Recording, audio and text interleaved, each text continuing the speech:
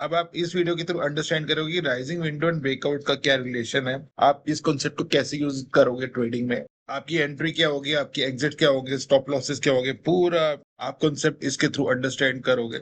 आप इस वीडियो को एंड तक देखना। ये आपके सामने एक चार्ट है जिसमें आप क्या देख रहे हो कि मार्केट जो है एक रेंज में फंसी हुई है, जहां पे इस लेवल पे जो है रेजिस्टेंस मिल रही है, स्टॉक इसके ऊपर नहीं जा पा रहा। यहाँ पे भी कोशिश की, स्टॉक ने वापस नीचे गिर गया, लेकिन फिर क्या होता है, अगर आप देखो मार्केट वापस रिवाइव हुई और इस जोन में अगर आप देखो तो एक विंडो क्रिएट हुई है। अगर इस कैंडल का हाई देखोगे और इस कैंडल का लो देखोगे तो आप क्या देखोगे, यहाँ पे एक गैप है। और इस गैप के कारण क्या हो रहा है, स्टॉक ने क्या किया है, प्रीवियस रेजिस्टेंस को तोड़ दिया है। इस बेस पे जो है आप ट्रेड ले सकते हो। क्यों ट्रेड ले सकते हो, क्योंकि अगर ऐसे सिचुएशन आती है तो यहाँ पे क्या होता है, बायर्स जो होते हैं वो एक्टिव हो जाते हैं। वो जब देखते हैं कि प्रीवियस रेजिस्टेंस भी टूटी है और विंडो भी बनी है, तो विंडो जो है वो स्ट्रेंथ प्रोवाइड करती है स्टॉक को। इससे स्टॉक काफी तेजी से ऊपर जा सकता है। अभी आप समझोगे जब मैं आपके सामने एक्चुअल चार्ट रखूंगा निफ्टी का। तो अब नेक्स्ट स्लाइड में निफ्टी के चार्ट को देख के आपको अंडरस्टैंड हो जाएगा ये पूरा कॉन्सेप्ट।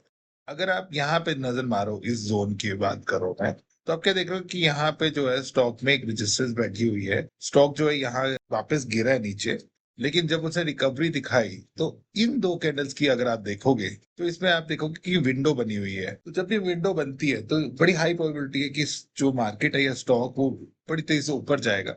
आप इस केस में देख भी रहे हो। और सबसे बड़ी बात क्या हुई है, ये जो विंडो अपीयर हुई है ये बनी है रेजिस्टेंस पॉइंट पे। इसने क्या किया है, इस विंडो ने रेजिस्टेंस पॉइंट को बड़े डिसाइसिवली जो है, बड़े अच्छे तरीके से जो है ब्रेक किया है और स्टॉक इसके कारण बड़ी तेजी से ऊपर गया है। तो आप देख सकते हो कि जब विंडो बनती है वो अपने में इतनी बुलिश सिग्नल देती है, वो जब वो ब्रेकआउट में बनती है वो और ज्यादा स्ट्रांग हो जाती है, और ज्यादा स्ट्रेंथ आ जाती है उस स्टॉक में, और स्टॉक बड़ी तेजी से ऊपर जाता है। आप समझते हैं कि आपने इसके बेस में एंट्री कैसे करना है, एग्जिट कैसे करना है, स्टॉप लॉसेस कैसे लगा। अब आपको पता है कि इन दो कैंडल्स के बीच में विंडो बनी हुई है, ठीक है। आपने क्या करना है, नीचे वाली लाइन है यहाँ पे स्टॉप लॉस लगाना है, यहाँ पे हमने एंटर करना है। फिर आपने देखना है कि प्रीवियसली कभी ऐसे रेजिस्टेंस बैठी है। मैं यहाँ पे एक रेजिस्टेंस बना रहा हूँ, ऐसे हाइपोथेटिकली बना रहा हूँ ताकि आपको एक्सप्लेन कर सकूं, क्योंकि आप ऐसे चार्ट्स जो है जब आप रीड करोगे तो आपको ऐसे केसेस मिलेंगे।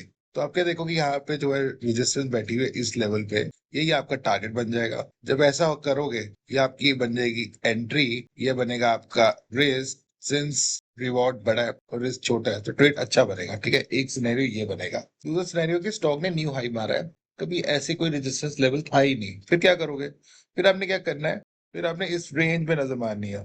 इस रेंज के बीच में जो डिस्टेंस है हाई एंड लो, ठीक है, अगर आप इन पॉइंट पे देखो तो ये इसका डिस्टेंस है, ठीक है, ऑलमोस्ट। यही आपने ड्रॉ कर देना ऊपर इतने लेवल पे, और ये आपका बनेगा टारगेट। फिर आपने देखना है, सिंस मैंने आपको बताया एंट्री आपने इसके लेवल पे करनी है, फिर आपने देखना है कि रिवॉर्ड जो है बड़ा है या छोटा है। सिंस यहाँ पे देखो रिवॉर्ड जो है इतना सा है और रिस्क बड़ा है, तो आप इस ट्रेड को छोड़ दोगे, ठीक है। लेकिन आप क्योंकि चार्ट ट्रेडिंग कर रहे हो, आपके डिफरेंट चार्ट्स में आपको ऐसी अपॉर्चुनिटी मिलेगी जहाँ पे रिवॉर्ड बड़ा होगा, रिस्क छोटा होगा, ठीक है। आई होप आपको इसे समझ में आ रहा होगा कि आपने एंट्री और एग्जिट कैसे बनाना है।